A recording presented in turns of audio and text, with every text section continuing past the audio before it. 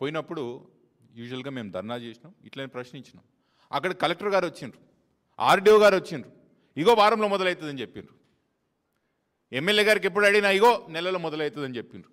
స్థానిక మంత్రి గారు ఎవరు ఇన్ఛార్జ్ మినిస్టర్ శ్రీధర్ బాబు గారు వచ్చే నెల మొదలవుతుందని చెప్పారు. ప్రతిసారి మేము ప్రభుత్వానికి అడిగినప్పుడల్లా నోటు తెరిచినప్పుడల్లా అబద్ధమే చెప్పిండ్రు. ఇగో దానికి సాక్షి, దానికి సాక్ష్యం, దానికి పరాకాష్ట ఇగో కోమటిరెడ్డి వెంకటరెడ్డి గారు సాక్షాత్ అసెంబ్లీ సాక్షిగానే వర్క్ మొదలైందని చెప్తున్నారు. వర్క్ మొదలైందని చెప్తున్నారు. ఏడ మొదలైందండి? ఈరోజు కూడా మొదలు కాలే పని. ఈరోజు కూడా చేవేళలా రోడ్ మొదలు కాలేదు. ఎంత బ్రహ్మాండంగా పనిచేస్తుంది ప్రభుత్వం అనేది దీనికి నిదర్శనం ఏం కావాలి? ఇంకా గొప్పగా చెప్పుకోవాలంటే స్పీకర్ గారు పోయే కాన్స్టిట్యున్సీ, స్పీకర్ గారు మా దిలీప్కి తెలుసు, స్పీకర్ గారికి పోయే కాన్స్టిట్యున్సీ అదే, వికారాబాద్ పోయే కాన్స్టిట్యున్సీ అదే రోడ్డు బాగా.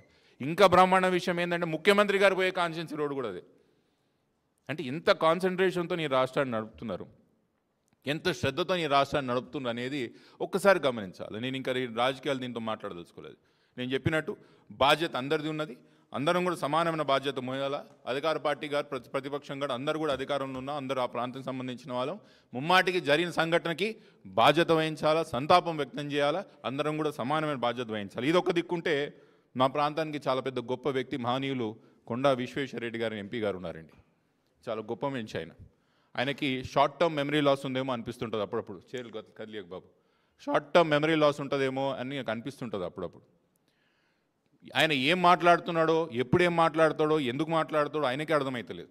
మొన్న ఎవరన్నా ఇంగితగాను మొన్న మనిషి, సారీ ఈరోజు కొంచెం కఠినంగా మాట్లాడి నిర్ణయించుకోవాలని చెప్తున్నా. ఆయన వయసులో నాకన్నా పెద్ద మనిషి ఉండొచ్చు, కానీ ఈరోజు మాత్రం బరాబర్ మాట్లాడదలుచుకున్నా. ఎవరైనా ఇంగిత జ్ఞానం ఉన్నాడు, కామన్ సెన్స్ ఉన్నాడు, చదువుకున్నాడు ఎవరన్నా, నువ్వు ఆడ హాస్పిటల్లో చనిపోయిన 20 మంది అక్కడ మృతదేహాలు అక్కడ పడి ఉన్నాయి. కుటుంబ సభ్యులు వచ్చి అక్కడ రోధిస్తున్నారు, ఏడుస్తున్నారు అక్కడికి వచ్చి కింద మీద పడి. నీకు మనసు అంటే వ్యక్తికి ఎవరికన్నా ఆడికి వచ్చి రాజకీయాలు మాట్లాడతారా? ఆడొచ్చి ఏం చెప్పాలి? నేను రాజకీయాలు మాట్లాడదలుచుకోలేదు, కుటుంబాలకు అండగా నిల్చోవాలని వచ్చిన వాళ్ళ కుటుంబాల ప్రధాన సానుభూతి అని చెప్తారా? వెనకాల వాళ్ళ కుటుంబ సభ్యులు రోధిస్తున్నా, మృతదేహాలు అక్కడ పడున్నా ఈయన ముందరికి వచ్చి రాజకీయాలు మాట్లాడతాడు. పెద్ద మనిషి విశ్వేశ్వరరెడ్డి గారు ముందర నిల్చొని రాజకీయాలు మాట్లాడతాడు. మీకు ఇంగితగానే ముందా విశ్వేశ్వరరెడ్డి గారు అంట? మీరు చదువుకున్నోళ్ళేనా? అప్పుడప్పుడు మీరు ఏం చేస్తున్నారో మీకు అసలు ఆలోచన వస్తుందా? ఏమంటారు పెద్ద మనిషి ఈయన విశ్వేశ్వరరెడ్డి గారు? అక్కడ ఇంకా యాక్సిడెంట్లో ఎవరు చనిపోయారో లేదో తెలియదు, ఏం చేస్తున్నారో వాడు కన్ఫ్యూజన్ తెలియదు. వాడు ప్రెస్ మీట్ పెట్టి 10 సంవత్సరాలు బీఆర్ఎస్ పార్టీ టీఆర్ఎస్ అధికారంలో ఉంది, ఇది వాళ్ళు చేయనీలేదని మాట్లాడతారు. మీకు అసలు బుద్ధి జ్ఞానం అనేది ఉందా విశ్వేశ్వరరెడ్డి గారు అంట? నేను ఏం మాట్లాడతారు? ఆ 10 సంవత్సరాల్లో 5 సంవత్సరాలు ఎవరండి ఎంపీ? ఏ పార్టీలో ఉన్నాడు ఆయన? అధికార పార్టీలో లేడా? అధికార పార్టీలో లేడా ఆయన? 5 సంవత్సరాలు ఆయన అధికార పార్టీలో ఉన్నాడు. ఇప్పుడు 2 సంవత్సరాలు ఆయన ఎంపీ, అదేమో నేషనల్ హైవేస్. టీఆర్ఎస్ పార్టీ ఏం చేయలేదని మీరు అంటున్నారు. మీరేం పీకిరు అంటున్నా నేను. మీరేం పీకిరు? ఈ 7 సంవత్సరాలు ఎంపీ ఎవరున్నారు? మీ బాధ్యత లేదా? నిత్యం వాళ్ళు చేయలేదు వీళ్ళు చేయలేదు, మళ్ళీ నువ్వేం చేసినావు? అవతలో ఏం చేయలేదు సరే, ఎంపీగా మళ్ళీ మీరేం చేసిరు అంటున్నా నేను. అసలు మీ ప్రపోజల్ ఏంది? ఈ 2 సంవత్సరాలు ఎన్జీటీలో కనీసం మీరు ఒక్కరోజైనా ఫాలోఅప్ చేసిండ్రా? ఒక్కరోజు నాలాగా మీరు పోయి వచ్చిండ్రా? స్థానికంగా అప్పీల్ చేసిండ్రా? ఇంకా విచిత్రం నాకు అర్థం కాదు. నిన్న కూడా ఆయన ప్రెస్ మీట్ పెట్టి బీఆర్ఎస్ వాళ్ళ రియల్ ఎస్టేట్లు ఉన్నాయి, వాళ్ళ రియల్ ఎస్టేట్లు ఉన్నాయి, వీళ్ళ రియల్ ఎస్టేట్లు ఉన్నాయి అంటున్నాడు. ఈ 2 సంవత్సరాల అధికారం ఎవరుతుందండి? ఈ 2 సంవత్సరాల అధికారం ఎవరుతుంది? ఎందుకు మీ ముఖ్యమంత్రి గారు మీ నోట్లను ముఖ్యమంత్రి గారు పేరు చెప్పడం అంతా ఎందుకు భయపడుతున్నారు? ఈ 2 సంవత్సరాల బాధ్యతలు ఉందని అడగాల్సిన అవసరం లేదా? ఎందుకు ముఖ్యమంత్రి గారు మీ ప్రాంతానికి పోయే రోడే కదా, మీరు ఎందుకు చేస్తలేని అడగాల్సిన అవసరం లేదా విశ్వేశ్వరరెడ్డి గారు అంటున్నాను నేను. విచిత్రం ఉంటుంది. ఇంకోటి ఏంటంటే ఆయనది గమ్మత్ పంచాయతీ. ఈడ కొన్ని హ్యాచరీస్ ఉన్నాయి, ఇది బీఆర్ఎస్ పార్టీకి సంబంధించిన వాళ్ళు అంటారు. ఎందుకు విశ్వేశ్వరరెడ్డి గారు? ఎందుకు మీ నోట్లో నుంచి కనీసం రంజిత్ రెడ్డి గారి పేరు చెప్పని కూడా ఎందుకు భయపడుతున్నారు మీరు? రంజిత్ రెడ్డి గారు మా పార్టీలో ఉన్నారా ఈరోజు? ఆ భూములు ఎవరివి? ఏ పార్టీలో ఉన్నాడు రంజిత్ రెడ్డి? ఎందుకు చెప్తలేరు మీరు కాంగ్రెస్ పార్టీ పేరు? ఎందుకు తీసుకుంటలేరు రంజిత్ రెడ్డి గారి పేరు మీ నోట్ మీద?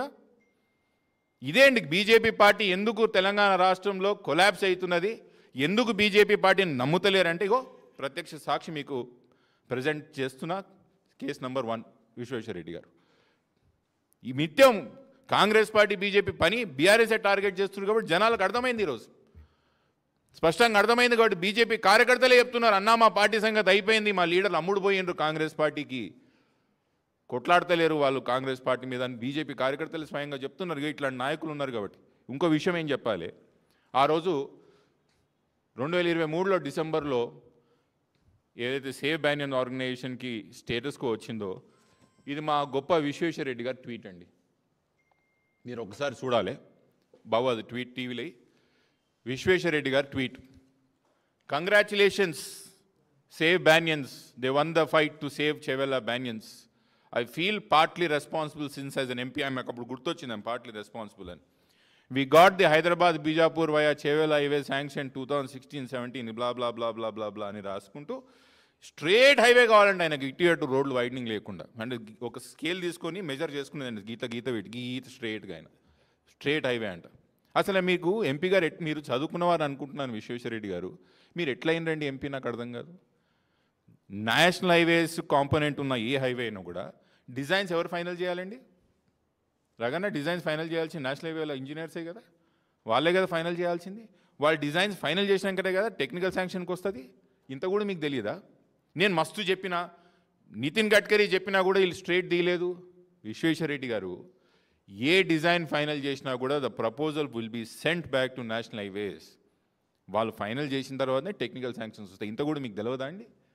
వంకర్ టింకర్ ఉన్నది, సీదా లేదు. సీదా రోడ్ ఉంటుందండి అన్న, ఎక్కడన్నా ఉంటుందా? ల్యాండ్ యాక్విజిషన్ స్ట్రేట్ చేసిండి. గ్రీన్ ఫీల్డ్ రోడ్కి బ్రౌన్ ఫీల్డ్ రోడ్కి తేడా తెలుసా విశ్వేశ్వరరెడ్డి గారు మీకు? గ్రీన్ ఫీల్డ్ రోడ్కి ఎంత ల్యాండ్ యాక్విజిషన్ అవసరం పడుతుంది, బ్రౌన్ ఫీల్డ్ రోడ్కి ఎంత? బ్రౌన్ ఫీల్డ్ రోడ్ ఉన్న రోడ్కి పక్కన ల్యాండ్ అక్వైర్ చేయడం, గ్రీన్ ఫీల్డ్ రోడ్ని కొత్తది అక్వైర్ చేయడం. గ్రీన్ ఫీల్డ్ రోడ్కి ఎంత అక్విజిషన్ ఖర్చు అవుతుంది? బ్రౌన్ ఫీల్డ్ రోడ్ ఉన్న దాంట్లో డిజైన్ ఫైనల్ చేసింది నేషనల్ హైవేస్ వాళ్ళు, ల్యాండ్ యాక్విజిషన్ చేసింది స్టేట్ గవర్నమెంట్. దానికి నేను ఇట్లా చెప్పినా ఇప్పటికీ స్ట్రేట్. ఎంత నిన్న అంటాడు ఆయన, మళ్ళీ వీళ్ళని అంటాడు, అరే వీళ్ళు మా వాళ్ళే కాదు, మా వాళ్ళు మీకు ఎవరో ఏమో వీళ్ళు లెఫ్ట్ ఆర్గనైజేషన్స్ అని. ఇగో ఆయన మళ్ళీ కంగ్రాచులేషన్స్ అని ట్వీట్లు పెడతాడు వాళ్ళకి. మళ్ళీ ఒకసారి చాలా సంతోషం మీరు మా రోడ్డు పనులు ఆపినందుకు, కంగ్రాచులేషన్స్ అని మళ్ళీ ట్వీట్ పెడతాడు. ఎందుకండి విశ్వేశ్వరరెడ్డి గారు ఈ ద్వంద్వ వైఖరి? బాధ్యతగా ఉండండి. 7 సంవత్సరాలు మీరు ఎంపీ ఉన్నారు మా ప్రాంతానికి. నాలాగా తప్పు ఒప్పుకోండి. ఎస్, అందరి బాధ్యత ఉందని చెప్పండి. పెద్ద మనిషిగా మీరు ఎదగండి మా కళ్ళల్లో. అంతేగాని ప్రతిదరి వాళ్ళ తప్పు నువ్వు అంటే టీఆర్ఎస్ తప్పు అంటాడు, నువ్వు అంటే కేసీఆర్ గారు తప్పు అంటారు. మళ్ళీ ఆయన కింద 5 సంవత్సరాలు పనిచేసినాడు ఈ పెద్ద మనిషి. ఇంకా నేను సూత్రాలు, బ్రహ్మాండమైన సూత్రాలు మనందరం సోషల్ మీడియాలో చూస్తున్నాం. నీతి సూత్రాలు అనాలో లేకపోతే బ్రహ్మాండమైన సూత్రాలు అని చెప్పాలి. ఏమంటాడు విశ్వేశ్వరరెడ్డి గారు? రోడ్డు బాగా లేకపోతే యాక్సిడెంట్లు తక్కువైతాయి, రోడ్లు బాగుంటేనే యాక్సిడెంట్లు ఎక్కువైతాయి, కాబట్టి రోడ్లు బాగుండదని చెప్తున్నాడు ఆయన.